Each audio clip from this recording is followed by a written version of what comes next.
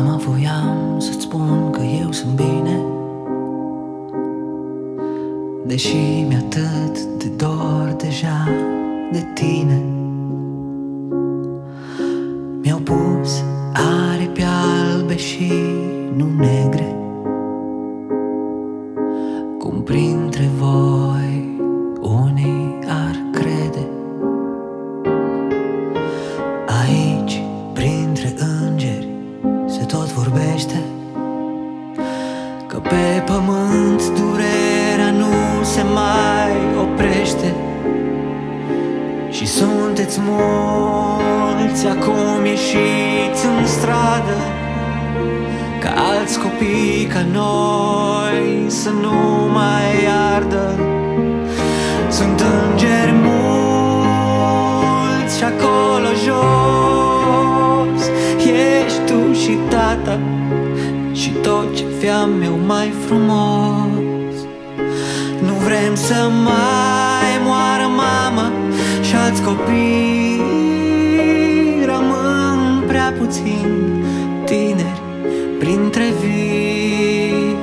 Vrem să simțiți și voi schimbarea ce urmează, alături de îngeri, alături de cei ce vă veghează.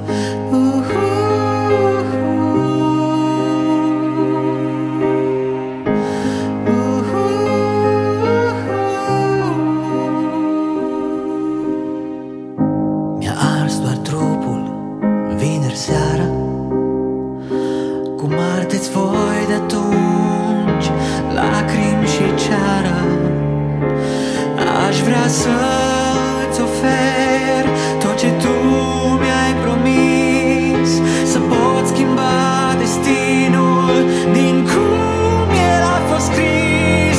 Mi-e dor de tine, mama, să mă mai trezești după ce mă adormi cu sute de povești.